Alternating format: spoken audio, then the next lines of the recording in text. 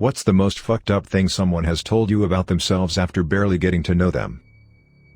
Temporary co-worker tells me she was kidnapped, raped and beaten by her ex-husband. Burned with cigarettes, hands shoved in the garbage disposal, head beaten with a hammer. The incident resulted in a baby she somehow still has, and they're not even divorced because he won't sign the divorce papers. I work in a small town gas station. I'm trying to check out customers and she's reciting a true crime episode to me. The conversation started with mascara recommendations. It was the craziest thing I've ever heard. Next. Visited a coffee shop for the first time on holiday. Barista commented on my tattoos. I said thank you. She told me she's not allowed to get tattoos but she cuts herself to enjoy the pain, and that's nearly the same thing. I found a different coffee shop for the rest of the holiday. Next.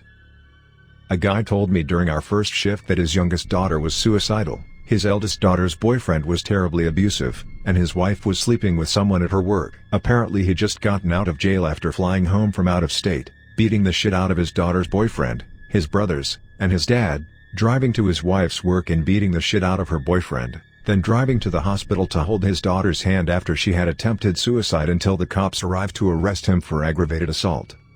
Next.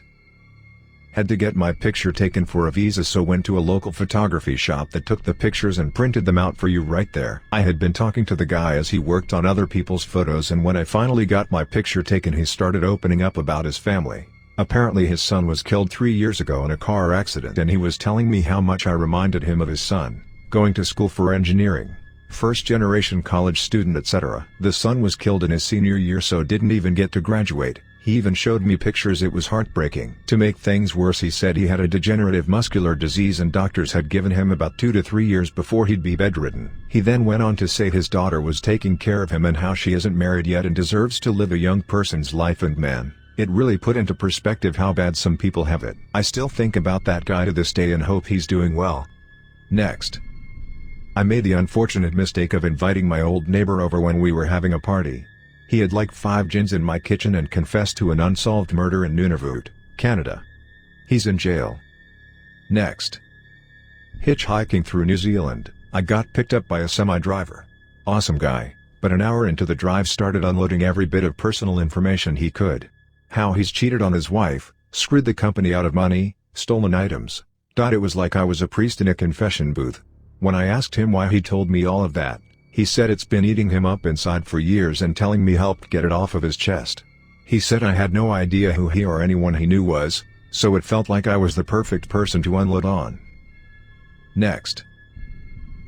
As a former bartender, I can confirm that being an unwilling co-conspirator to cheating spouses is an unusually frequent task. Having a guy come in to meet up with a side piece one day, then bring his wife in on another, makes your head spin. Next. Used to work at a ski resort and was working in a different area than I normally work. Well, this lady who I was working with found out I was slightly acquainted with her fiancé and proceeded to tell me all about how his family hates her and is mean to her, and all about his substance abuse issues. I don't remember all the details because it was a few years ago, but she unloaded on me with every issue of her relationship. And I'm like, I'm just here to work. I didn't really even know her fiancé. I avoided that lady after that. Next. New roommate told me her current boyfriend got kicked out of college for sexual assault and was under investigation for another case of sexual assault. Wanted my opinion about it within like 2 hours or meeting. Completely disregarded that my opinion was run. Next. My favorite ever was some stranger outside a bar. Seemed normal enough until she said my husband and I used to do meth, but we don't anymore. I applauded her on this, and then she followed up with, yeah, now we only have meth weekends. Next. She has quiet conversation with him about appropriateness. He denies doing anything or plays dumb. It continues. She calls in parents and tells them that he appears to be masturbating in class. They say they spoke to him and he denies it, and she must be sick for even thinking this. What proof does she have, etc. Next. I was buying an AC at Home Depot during Black Friday sales. There were none on the shelf, so an employee was helping me get the display model. He carried it all the way to the cashier for me. I thanked him and wished him a happy holiday season. A shadow crossed his face and he looked me straight in the eye and told me he killed someone a year ago during the holidays. He ran a man over and killed him. It was ruled an accident, but he said he won't ever celebrate a holiday again because of that.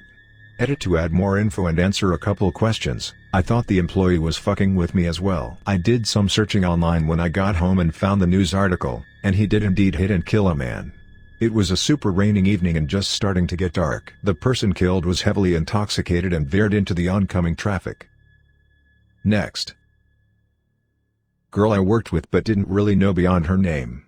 Told me she liked to hold her boyfriend's penis and do the aiming for him when he took a piss. Next. After like a few hours of meeting a new coworker at my job, one of the first things she told me was how much she hated her husband and how like twice a day she tells him how much she wants to divorce him. She also showed me a picture of her ex-husbands and laughed manically as she told me how she never loved him and that she just married him to spite his mom. I've met her husband she's with now and he's super cool and makes literally $5,000 a month at his job, so I was genuinely confused and terrified to work with her after that. Next. This happened to my wife. We had just moved into a new house and the lady next door came over to introduce herself to my wife. As she was talking, she informed my wife that her husband was mad at her because she had farted when he was going down on her. Next. I was a teenager working retail and there was a fidgety older woman I worked with. I was always very nice to her, but she was just a coworker at the end of the day. One day she told me about her grandpa molesting her when she was young. Her parents didn't believe her, so it continued until he died. She said she was glad he died and was happy at his funeral. I really had no clue what to say since this was out of nowhere. I just said I was really sorry it had happened. Felt really bad for her because I could tell it still really bothered her. Next. I was doing a service call at a house and just making small talk when the owner mentioned out of the blue that she's married to her uncle. I've been there twice, and both times they felt the need to tell me. It's kinda weird. Next. At a work Christmas party, it was mentioned we were going to Vancouver for a meeting next month. New guy is so excited he's losing his mind. He proceeded to tell us about how they have the best massage, happy ending kind, parlors. He went on and on about how great they were last time he went. He also told us about etiquette and what to expect. He was married with 3 kids, and all I could think of is what kind of shit is he not telling me if he is this open about this. Next. Lady at work started telling me about land she owned in another state that is not part of America. She then started talking about how every American is a bond to the government, and your SSN is just your bond number. Wealthy people own those bonds and own you. She started naming off prices of bonds based off people's races and genders. This was all said after I simply asked her what she was doing with her long weekend coming up. Next. Girl at the gym told me she was in an unhappy marriage and never loved her husband, and as soon as the kids finished school, she was leaving him. Pretty sure I didn't even know her name. Next. When I used to work in construction, I was on a project with this old guy that told me he was once accused of raping his daughter, but after an investigation was conducted it turned out it was his brother who committed the crime. Way too much information. Had another idiot showing everyone pictures on his phone of him and his stripper wife having a threesome. Can't say I miss the trades. Next. I found child porn on my dad's computer when I was 13. My parents were controlling, so I didn't really know much about sex yet, but I realize now that if I told someone else about it, my cousin, 5 at the time, would never have been molested by him. Next.